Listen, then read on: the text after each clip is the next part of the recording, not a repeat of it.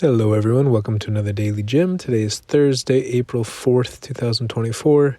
Today's going to be a little more lighthearted than yesterday. I want to talk about the change in sunlight. So right now I'm going out to meet with a couple friends, and I think I was at the same place about the same time of day, maybe a month ago or a month and a half ago, and it was dark. And right now the sun is still up, and the sun is still up for another, or it's still light at least for another hour and a half or more. And it just reminds me of how things change day by day, and sometimes we don't even realize it. So part of it's because we switched with daylight savings time. So the spring forward, meaning we move the hour, I think, ahead one. Is that how it works? So in the spring, so right now it would be, normally 5:30 p.m. Now it's 6:30 p.m. And so maybe that's part of the reason why it's such a drastic change. But I think just day by day, things slowly become, as we go towards the summer solstice, more and more sunshine in the northern hemisphere. I saw a graphic on, maybe it was Twitter, because I still call it Twitter, or Threads, perhaps.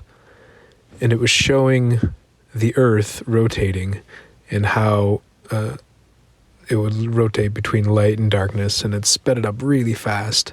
And it was showing from the North Pole perspective. And it showed that as it got closer and closer to the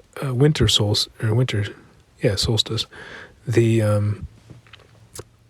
it got darker and darker near the top. I mean, certain parts of the Arctic Circle, I don't know how far down it goes, but don't ever see light during those parts.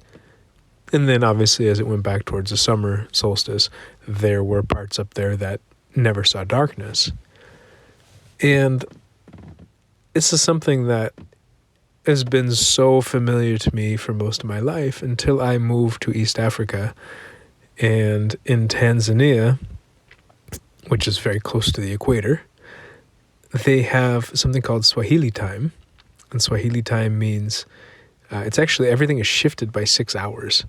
So what would be midnight here is saa sita there, which is sa is hour, and then sita is 6.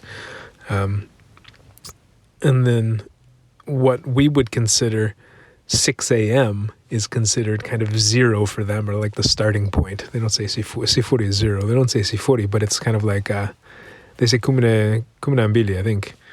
So they say 12 at 6 a.m. because that's when the sun typically rises near the equator. It typically rises, I believe, around 6 a.m. and goes down at 6 p.m. So it's about 12 hours of sunshine and 12 hours of darkness every day. It doesn't change much.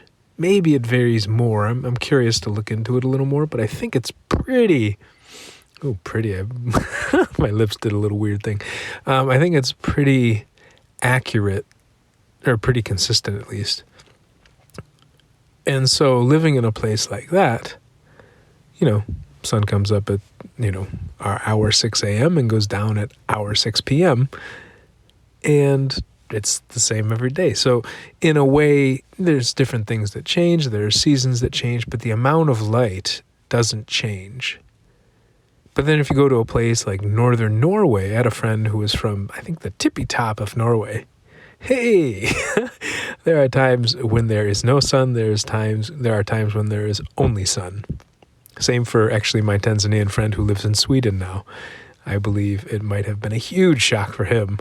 It still is, maybe, even though he's been there, who knows, 5, 6, 7, 10 years, who knows, to experience something in a different way. So now, if you want to talk about Ramadan, which is happening, from my understanding, you're not supposed to eat. If you're in Ramadan, you're not supposed to eat or drink water between sunup and sundown, which, is probably a challenge if you're in Saudi Arabia. If you're in the middle, if you're on the equator, again, 6 a.m. to 6 p.m., so it's about 12 hours. But if you're in a place in northern Europe or anywhere near the Arctic Circle when this happens, because Ramadan is different months every time. It's not the same time each year, at least according to the calendar that most of us use. And then, I mean, sun up to, I don't know. I don't actually know how people handle this, because it could be sun up to sundown. What if the sun doesn't go down? What if the sun is always up?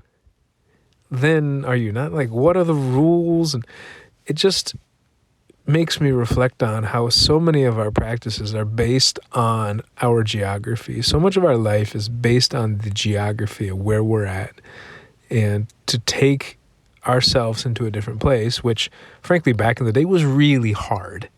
I mean, I'm talking back, if you go back 100 years, there really weren't planes that would take people. You go back 200 years, there really weren't big boats that would travel so often across these places. So like, you go back, I don't know how far back you have to go, not that far, to where humans were pretty limited. We were pretty limited to our geography. And now, just having been a person that's traveled a lot and moved a lot, I think I've been exposed to a lot of the frustrations and confusions and all those other feelings of, wait, what is going on here? That I think a lot of other people aren't used to. And I think, oh, this is interesting. So now that we're all on the internet interacting with each other, it can be really hard to remember that our geographical context really influences what's happening with us.